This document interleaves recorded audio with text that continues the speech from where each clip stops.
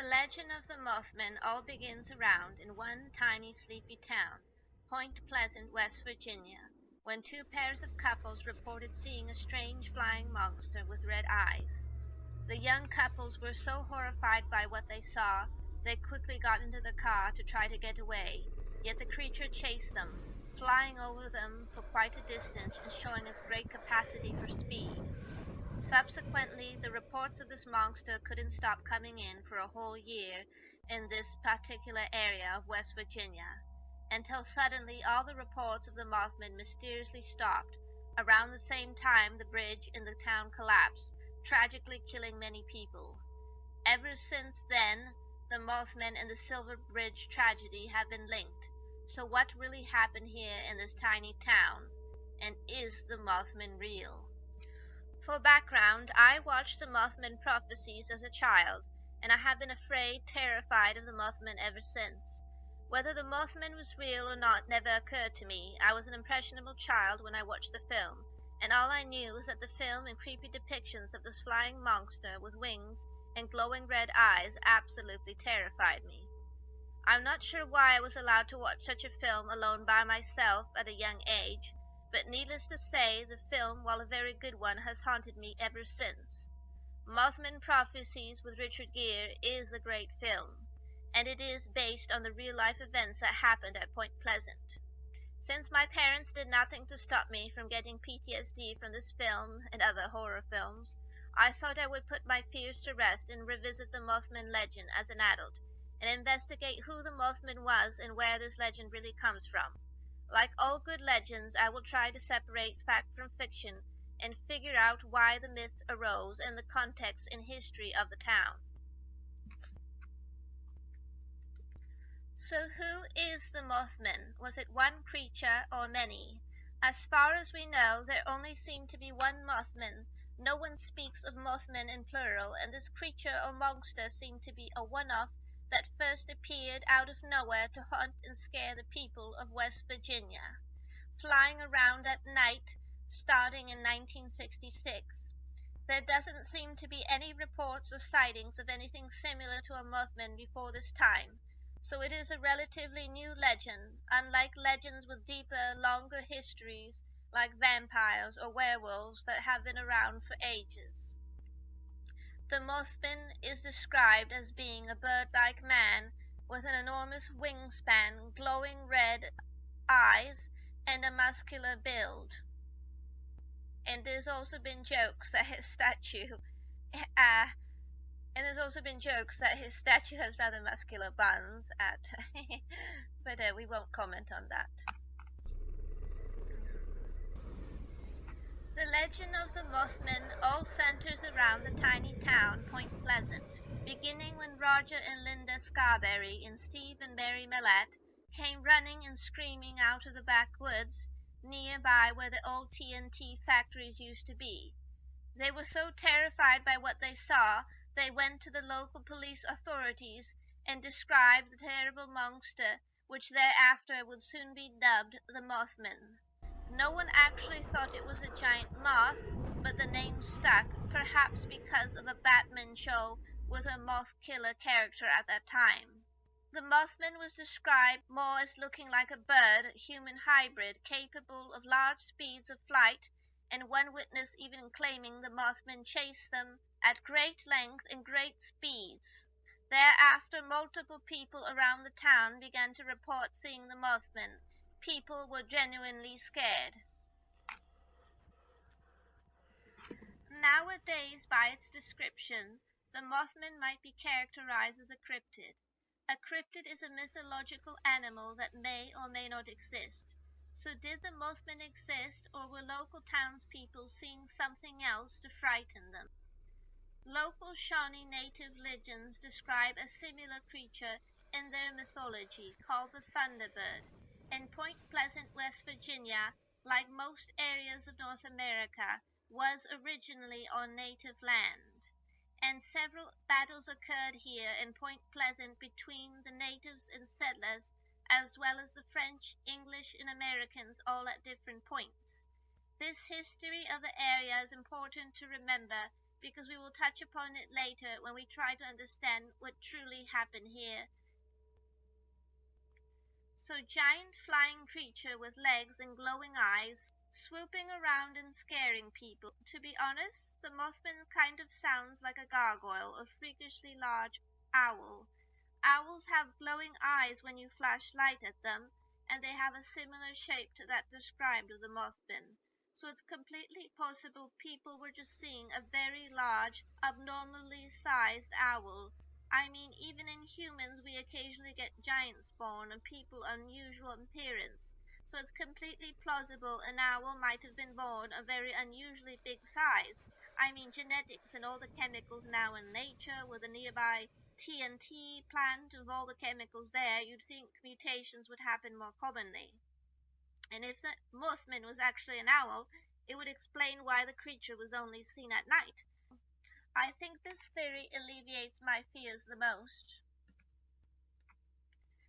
There is also a theory that people might have been seeing a large crane bird, some of which can get up to 7 feet in height, but I think this far more unlikely since the physiology of a crane doesn't as closely match as an owl. Cranes also don't have forward-facing glowing eyes like owls do, and they aren't nocturnal like owls, so it seems unlikely a crane would be flying around at night, let alone scaring people. While attributing the Mothman sightings to those of birds seems the most rational explanation, since birds are the only large creatures that fly that we know of, it actually doesn't entirely match all the descriptions people were giving of what they saw and why it struck fear in them. If people simply saw a large bird, they probably wouldn't be frightened. But that's not what they saw. They said they saw something human-like flying around. In other sightings, the Mothman is described as clearly being humanoid with a muscular build of a 7-foot-tall man who just happened to have wings. And this actually rings a bell with me. Now that I've investigated the paranormal, this creature sounds to me like a fallen angel or demon and not an animal at all. I do believe in angels and they can have wings, and that would explain the paranormal side to the story. However, this creature struck fear in people and clearly terrorized the citizens in the area, so it was unlikely to have been a normal positive angel. More likely it might have been a fallen angel or demon. Witnesses such as Linda Scarberry stated that they saw the Mothman standing clear as day on a road, and that it looked human yet with wings and with hypnotic eyes that put her in a sort of delirious trance. Feeling like you're being controlled telepathically or hypnotized by large glowing eyes is a common description by those encountering aliens. Many people who claim to have encountered aliens reported feeling controlled or put in a trance somehow inexplicably at a distance by the creature. So would the Mothman also have possibly been an alien creature? But why would this alien have wings when most UFO and gray alien encounters describe aliens as humanoids but without wings? So maybe the alien description doesn't quite fit the Mothman either, and there was no spacecraft associated with the case. This leaves us with the question whether cryptid, mutant bird, demonic creature, or alien, why was the Mothman visiting this area and what was its purpose? In his book The Mothman Prophecies, John Keel purports that there was an intrinsic connection between the Mothman sighting and the collapse of the Silver Bridge a year later in 1967, after which the Mothman largely disappeared and reports of him became extremely scarce.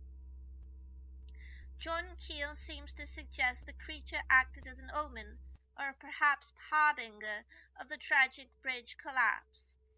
In the film adaptation of the book, Richard Gere's character is seen spiraling trying to figure out the Mothman mystery as he receives strange messages in his dreams and mysterious creepy muffled phone calls from the beyond before he actually ends up nearby the bridge as it eventually collapses.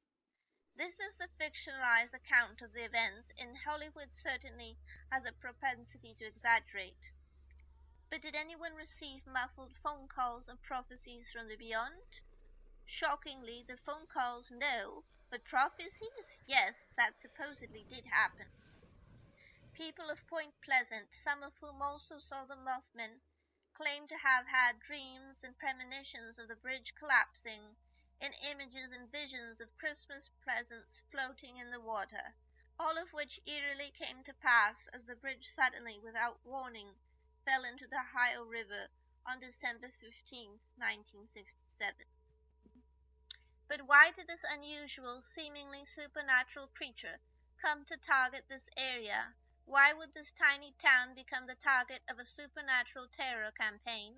And how was the Mothman's presence actually connected to the falling of the Silver Bridge? I didn't read The Mothman Prophecies by John Keel because I don't need to add any more nightmare fuel to my life, so I'm not sure what his exact theories are. However, I did do a little digging up and research of my own. Remember when I was covering the history of Point Pleasant earlier and asked you to take note of that for later? Well, that history comes into play here and could explain a potential theory of why the Mothman appeared. So a lot of battles did occur specifically at Point Pleasant with its strategic fort along the Ohio River. Battles between the Native Americans and English and French all spilled over this area, particularly nasty battles between the natives and settlers. A primary culminating point was the murder of Chief Cornstalk in 1777 at Fort Randolph at the very heart of Point Pleasant. Chief Cornstalk and several other Shawnees had visited Point Pleasant to try to negotiate with Americans there, but they ended up being held there as hostages before later being murdered by a soldier upset by another Shawnee killing of an American. And this soldier decided to unfairly take it out on Chief Cornstalk. The killers of Chief Cornstalk and his men were never brought to justice.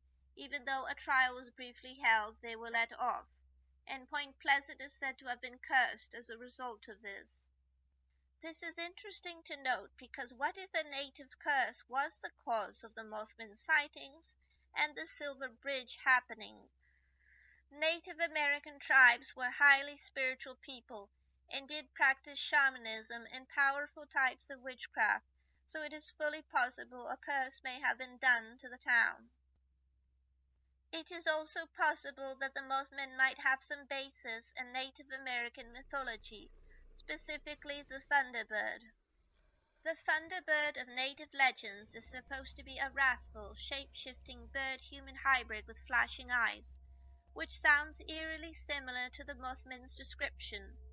The Thunderbird was also associated with water and was said to be able to create thunder with flaps of his wings and flashes of lightning with his eyes.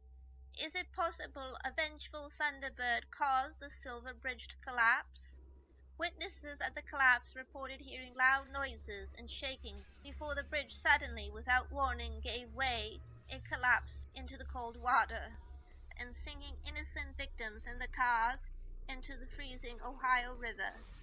Reports by some locals claim they saw the Mothman flying around and under the bridge right before its collapse.